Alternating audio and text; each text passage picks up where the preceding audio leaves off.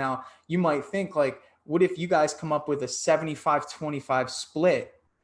He gets 75. Now he's interested, right? You're getting 25. But that's just one person. Then you have another one, and then you have another one. You have another one. You're this person has 5 handymen out into the field, hitting 25% of each one, and you're in the office answering the phone, and that sort of thing. And then your employee would be somebody that supervises all these guys. Right. That's hyper growth. And if you're wanting hyper growth, the time that it's going to take you to train people to learn these skills, man, it might take too long. Right. Man. So welcome everyone. This is the Business Breakthrough. I'm here with Mark. He's a handyman, owns a handyman company in Pennsylvania. Mark briefly discussed with me that he was a real estate agent and he started his handyman business again, like many of us do, because of the low standards in the industry, man. And one thing that I'm thinking about as you're telling me this is, are you utilizing your network that you've made in real estate, your connections, maybe fellow realtors, to generate business? I have not. I've been trying to keep that separate. I don't want to get into like some kind of conflict of interest type of stuff. Yeah. I definitely thought about it, but I need to So what have you been doing to generate business? Just curious. Honestly, a lot of it's been coming from little Craigslist ads. Perfect. And I also get a Home Depot referrals. Cool. That's been the lion's share of it. So you came at me wanting to kind of get some ideas on growth. What is your vision? What is like your idea of growth, and where do you want to take this thing? I mean, I'd like to take it as far as I can. I'd like to, get to the point where I'm just doing what you're doing, running the business and not swinging the hammer.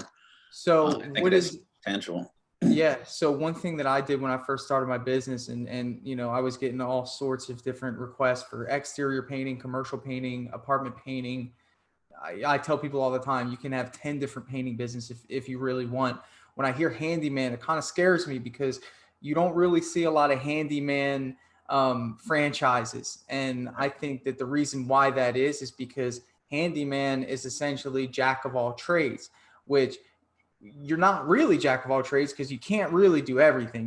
We just said, hey, you probably say no to some things. So what have you niched down to? What handyman jobs do you look for that you think that you can duplicate and replicate? What are those 3 to 4 jobs?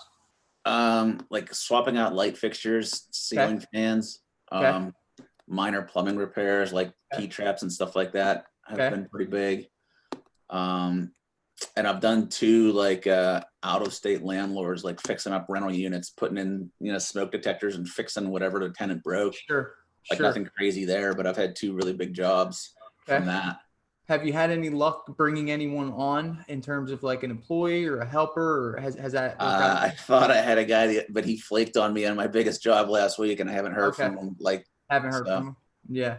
So when I think of certain things that you're telling me, like the first thing is with what you got and any handyman that I've talked to that have seen success, a lot of these guys are older, not really business savvy, so it's kind of like for them getting out of swinging the hammer per se is like their identity, so they can't, it's hard. But for you're a businessman, you've realtor turned handyman, so you come in with that knowledge. So for me, it's like I would say, let's look at what jobs bring you the highest margin. Obviously, changing out a fan can be anywhere between $50 and $100, but I mean, how many of those can you really do in a day, right? So have you kind of identified like what your highest margin project would be?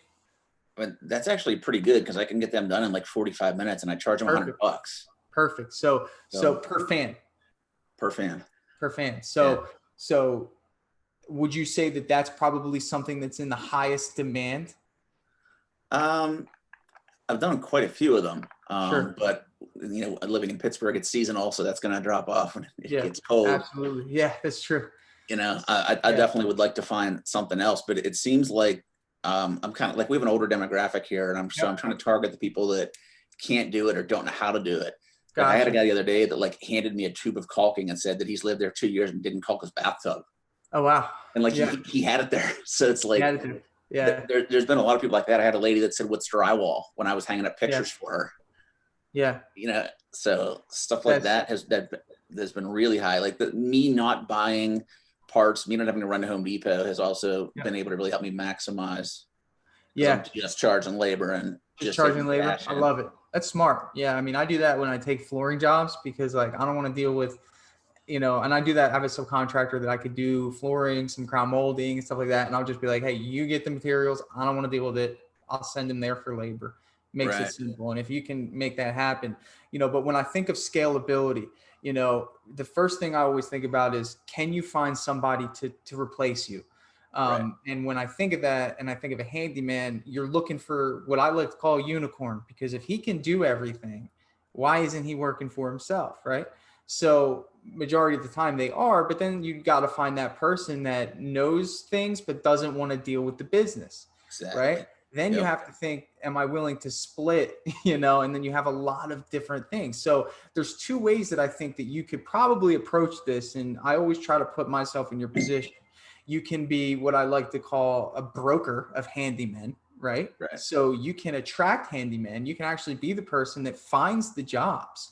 You can be the one that communicates with the customers. You can be the one that you're the plug, man. You're the person that people come to because they know that you're going to make sure at the very least that they're taken care of. That's the starting. That's the initial phone call. That's the, the follow-up email. That's the final invoice. Maybe in the first 6 months of your business, you're going there in the beginning and at the end of the job to make sure that the handyman that you're bringing on is fulfilling the promises that are being made. So looking at it, yes, it would be a subcontractor based business, but for a handyman, that actually works out really well. And I'll kind of break down why. And I'm a guy that likes to do everything by the book. Maybe I hope that you are too. Yeah. But the good thing about this is that handymen do so many different tasks that when you have an employee subcontractor agreement, you really want to make sure that you're not hiring someone over and over and over again for the same task. That turns them into an employee essentially. With that being said, you want to make sure that you have multiple people that you can send out jobs to, and no one's 100% loyal to you. Now, let me kind of give you some bottlenecks that you may run into is, hey, can you do that for me later? And then they don't tell you. And then, now they're skimming work off of your, so again, that's a vast example of part A of kind of what I was thinking might be best. Part B is that you invest in employees, and then you have a system and you have a structure and you have all these things. Here's my drawbacks with that I would say that you're going to run into is getting people that are skilled in all these different areas. Okay. Making sure that you have the right licensing to do all these different things. Do you have to get a license for electricity yet? Do you have that yet? You don't have to do that in Pennsylvania. Really? Right. Cool. Well, that's great. So yeah, so can't beat that. So in terms of that, like you have to find these people, turn them into handymen. And then now you have your coalition here of your own exclusive people, which is going to take a lot of time. It's going to take a lot of energy, and it's going to take a lot of effort. With painting, I can train somebody to paint the inside of a house. That's all we do. That's all we're going to do. Eventually, you're going to get really good at it. With you, you're going to find yourself saying no a lot. If the goal for you is to stay out, you're going to find yourself saying no a lot because you're not going to be confident in the skills of the people that you're bringing on, which the alternative is to bring on people that know exactly what they're doing, but chances are they're already a handyman. Do you see what I'm saying? Yeah. So have you thought about maybe being kind of that middleman in terms of I don't like to say a lead generation service because you're fulfilling project management. So you're not necessarily like a hands-off guy, but you're like a supervisor of handyman. What do you think about that? I've thought about that. My only concern is hiring the people, being able to stay on top of them and delivering the good product that I would deliver myself. Right.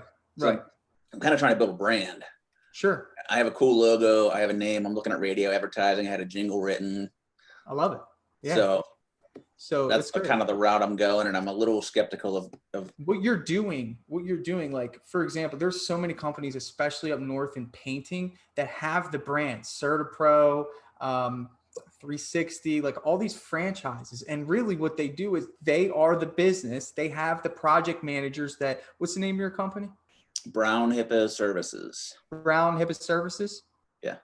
Okay. Brown, So they have the brand for your business, but then all the workers are subcontractors of the brand, because ultimately the customer is paying you. They're calling you. they're paying you, they're finishing out the job with you. The working relationship is between you and that handyman. And it's like what you're doing, no other handyman is probably doing in your area. It's very rare. Okay. Right. Yeah. You know, and what you have is very valuable to them. Do you think handymen really want to do all this stuff? Mm-hmm. No, they want to get a phone call and they want to go. Right. So, you know, but the problem is that they are technicians. Like there's people that just, they don't understand business. So they're not going to, how hard it is for you to hire all these employees and do all this stuff. It's the same level of difficulty for them to figure out sales, marketing, jingle, radio. Do you know what I'm saying? Yeah. So, and I think the agreement has to occur. Like when you search for that handyman, it might require a sit down and say, look, this is what I'm trying to accomplish. You know, for the first 5 months, I'm going to be directly supervising you to make sure that you're a good representative of my brand. You know, that, and then you outline what that responsibility is and then outline what the split is. Now you might think like, what if you guys come up with a 75-25 split? He gets 75. Now he's interested, right? You're getting 25. That's just one person. Then you have another one, and then you have another one. You have another one. You're this person has 5 handymen out into the field, hitting 25% of each one, and you're in the office answering the phone, you know, and that sort of thing. And then your employee would be somebody that supervises all these guys. Right. That's hyper growth. And if you're wanting hyper growth, the time that it's going to take you to train people to learn these skills, man, it might take too long. Right. It might take too long. Yeah. I don't have any interest in training people, honestly. I really don't. I mean, making sure that they don't smoke crack and they show up on time is like, you know, what I want to do. Yeah. But you have to realize, like, if you come at somebody with this idea that you're able to generate and sell the jobs, man, right. And these guys can go out and do the jobs. You're a dispatcher and you make it appealing. Just try it out. Say, look, I'll give you 75%, man. It's 25%. I'm doing all the marketing, all the selling, overseeing, and we can have a really good business relationship to where you categorize, you know, what these guys are good at. So you might have Johnny, who's phenomenal at painting, trim work, maybe flooring, tile, bathroom remodeling, right? And then you have Billy, who's your fan guy. So now you become a yes man, dude. You're the guy that people go to because you have the network, right. And you're building relationships. You're building trust with these people. Right. And I think that you have no interest in training. You love marketing. If you created a jingle, you're a marketer. Okay. And I think that that's so valuable in the handyman marketplace. One thing that I would look for you specifically is to get in touch with a builder or get in touch with a new community that's being built, because you have people that are buying spec homes. 90% of the people that buy spec homes want to make changes to the things that they weren't allowed to make changes to. So that's new fans. That's adding fans. I'm in a room right now with no fan, you know, and this house was built with no fan. And it's like, those are your customers, man. These are people that have the budget. They're like, okay, I want to get this new house that I bought exactly how I want it. So that's new fans throughout the whole house. It's new light fixtures throughout the whole house. You know, that's just an area that you might want to penetrate, that you might not have thought of, but I get that a lot for people that buy houses here that they want to paint it. And that's a lot of the stuff that they do. Yeah. Unfortunately, we don't really have a big new construction community here. Oh, really? It's really pushed like to the outskirts of Pittsburgh. Are you near Pittsburgh? Yeah, I'm 8 miles from downtown. Perfect, man. A good friend of mine is a owner of a painting business, and I'll pass along your information because I'm sure he runs into that stuff as well. Yeah. A very good friend of mine, Pittsburgh. He's PGH Painters. Have you heard of him? No. No? Yeah, he's got a good reputation there.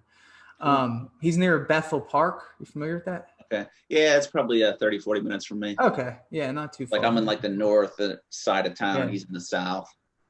Yeah. But I think like if I could give you like one area to really focus on is if you have this communication with these guys, right? I think that the first aspect is canvassing, right? I would go on Google, look up handyman. Okay. And you need to sell these guys on working with you. And I would say, look, hey, my name's Mark. I'm the owner of a handyman company. I'm looking for some people to take on additional work. And then they'll say, okay, I'm interested. And then they might say, hey, what's the split? Say, we'll talk about that, but I'd like to sit down with you in person to see if you're a good fit, and really what this is I'm looking for partners to partner with me to take on all this work I have. Even if you don't have the work, make it sound like you're the busiest handyman in Pittsburgh, just to get the interest. You'll find the work if you have the guys.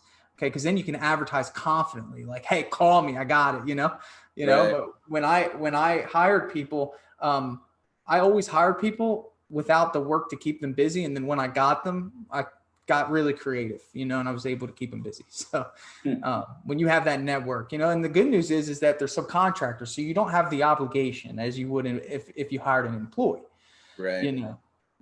So that's kind of my thought on that. Yeah. I mean, I already had one guy in mind, and I already did tee up a job for him that he did. And was real happy about it. And he's an electrician. So I think he'd be a really good fit. Okay. He like so this is somebody you already got a job for? Yeah. I happened to find him, and he did something. He ran some outlets and stuff at my house. And then I was in a pinch at this other house I was on a job for. I needed an electrician, and he was there in like 30 minutes. And he was like, oh, thanks so much for calling me. And, he was thrilled. Perfect. Yeah. And he was working. I could definitely work with him. Right there.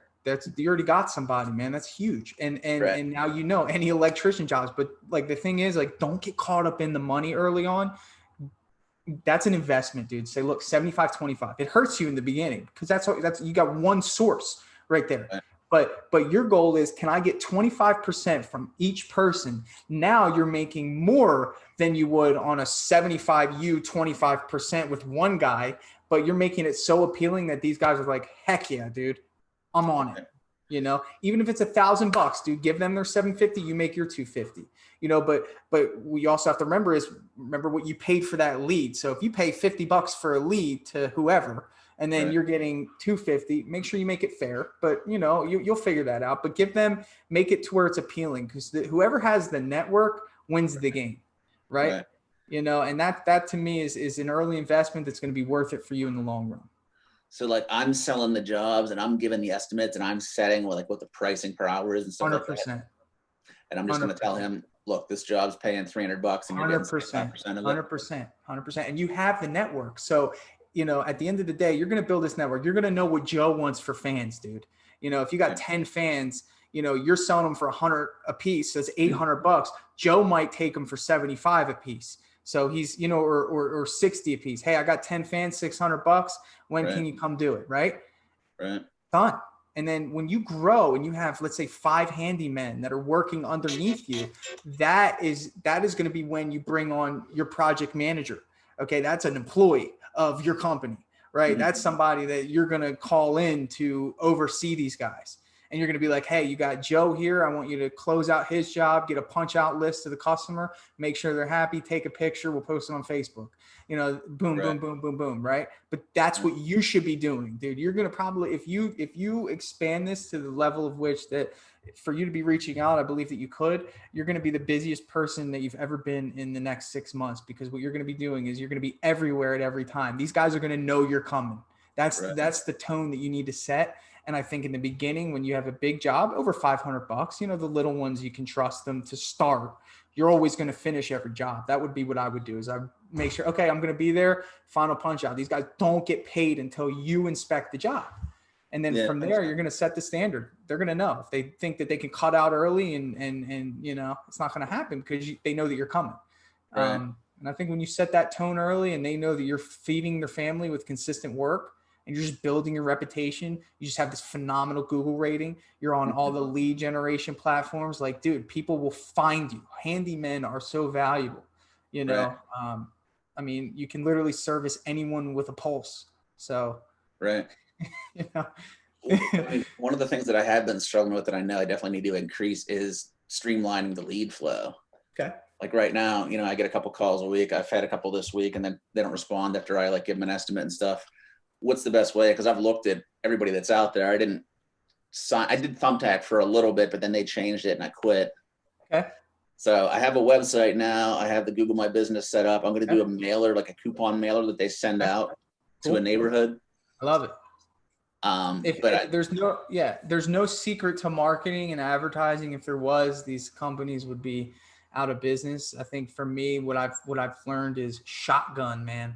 anywhere and everywhere, dude. Whatever. You're in the startup phase of your business. Whatever money you have, allocate a good amount of it to advertising. Find what works, double down on it. When I first started, I used Home Advisor. Everyone was against Home Advisor. Oh, they suck. Well, out of 10 leads, I would sell 3 of them for 20 grand worth of work. 7 of them I probably didn't even hear from.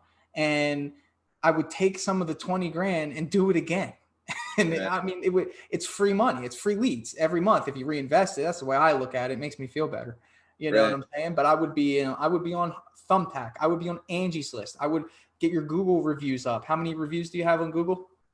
5 or 6. Okay. I put out something the other day that pretty much talked about getting character reviews. I think those are great against Google. Yeah. Somebody can say, oh, it's against Google. Whatever, man. Go on there and get some character reviews from people that know you. And you know, to be honest, I know that for you, you might think conflict of interest. My first thought is if I'm starting a painting business and I know a handyman business and I know realtors, there's no conflict of interest there, man. It's, hey, you know me, so you're probably going to want to recommend me to your friends and family. Right. You know, that's a good network to have. I would fully wear the jacket, man, you know, as the handyman broker, not necessarily the handyman. Right. Okay. You know, management and supervision is what's going to save you from having to, you know, be in hold the hammer. That's where I want to be, because I can't be holding the hammer for too long. Yeah. You know, it's a lot. It takes up a lot of your time. And I think if you're only getting a few leads, you know, your Google reputation is going to be absolutely huge. Do you have a website? Yeah. Okay. Do you have anyone helping you with SEO? Yeah, I got a guy on Fiverr that did a SEO. I don't really know much about that, but there's 2 types. There's 2 types. There's 2 types of SEO, and I'll kind of brief them for you. On-page SEO is probably what he did. He probably went on there and loaded your page up with content. That's cool, but he didn't do anything to my page. Oh, really? Yeah. Okay, I'm not entirely sure. Unless you're paying him monthly, that's usually the type of SEO that's going to keep getting you that high rating. Really, what I think is most important is the map pack. It's like when people search for handyman in your town, are you showing up? Have you Googled yourself? I have, and I paid a guy to do that too with the Google Maps. Okay. He said it takes a little while to pick up because right now. Yeah, he's right. Yeah. I'm like coming up like 20th or so. Okay. So some of the people at the top have like 1 review or no review. Right. And they're coming up first. It's crazy. Yeah. Yeah. But that's good, because you're looking at, like, if you look at your market, like you're not far away from being a top dog. Like, I mean, it's not going to be much. That's what I'm saying. Look for those guys with 1 review and look at what the review said. Johnny did a great job, personable, on time, whatever. That's somebody you want to call, you know, and say you want to buy him lunch. Say, look, man, I'm trying to create a network of trusted handymen. You know, I'm a sales and marketing professional. I'm also a handyman, so don't think I'm here to sell you. I just want some partners that, you know, we can come up with an agreement where I can feed you work and you knock out the work and we work well together. We both make money. I'm happy, you're happy. Right. You know, and you already have someone. So I think you need to train yourself, and it's good because you're kind of in the early stages of this. Next time you get an electricity job, don't think that you got to go do it. You need to call your guy. Hey, I got a job for you. Hey, I got a job for you. You might make less money now, but with that mindset, what you're training yourself to do is think, my time is the most valuable thing. Now you have time, so you can network, you can market, you can jump on Facebook groups, you can work on your website, you can work on your marketing. You can, I mean, being a handyman in a Facebook group for moms, or, you know, they're getting to know you as the guy, or, you know, the person they could trust. I mean, you know, word of mouth is probably going to explode for you eventually. Yeah, I'd like to get there too. Do you have any like concern about, so someone calls me, they want to deal with me. They think like I'm the local guy. How do I sell it on them that, you know, Bob's going to show up and do the work? Same way I sell it on the fact that I'm not going to be painting. You know, I tell people, and some people are used to the person that sells them the work to be doing the work, and it's painting. Right. Just think of yourself as a painter for a second, as I give you this example here. And people will say, well, are you coming to do the painting? I say, oh, absolutely not. But I'm going to be here for customer service and making sure that you're going to get a phenomenal job. And one thing about us is that we pride ourselves on customer service, and it's really hard to do that when we're really in the field and when we're busy working. And I always say that. I say, you know, so don't worry, you can call me. I'm going to be there at the job for you once we're done and check it and make sure everything's going well. And the guys are going to take great care of you. And then what I would do is if you have that guy, if let's say his name's Joe, I'd say Joe is the guy you want. You know, I would say that my specialty is more painting. Joe is my electrician specialist. He's going to do a superb job for you. And I'm going to come by at the end to make sure. So easy workaround, just emphasize how much of a benefit it is for whoever they are getting to be excited about it. But here's the thing, you know, with handyman services, I had somebody come repair my refrigerator. I called, you know, and usually when people need something is when they're going to call you, you know? So I called, I didn't care who came. I wanted it fixed. Right. That's true. You know, they show up and fix it. Show up on time and fix it. I don't care how, who, what, where, wow, how, come fix it. I didn't know the guy was the owner who came, but he was. And I didn't care. I was just like, oh, thank you. You were on time, number one, you know, and you're going to have to set those parameters and those barriers. And I think there's a lot of software out there for dispatch. I think Service Titan for you would probably be something that you should look into. They're just a monster in the industry for dispatch, HVAC, that sort of deal. Because you are going to be a dispatcher. You know, and that's kind of what you should think of yourself as. And that's what you should, that's what you would be anyway if you had employees. You know, think of it that way. Like if you trained employees up and you turn them into handymen, that's what you're doing. You would take them and you drop them off at different places when you got a phone call. Right. You know, same thing, but you're just skipping all that training and going with people with their own tools, their own equipment. They know how to work with customers. They know probably so much information about how to fix things.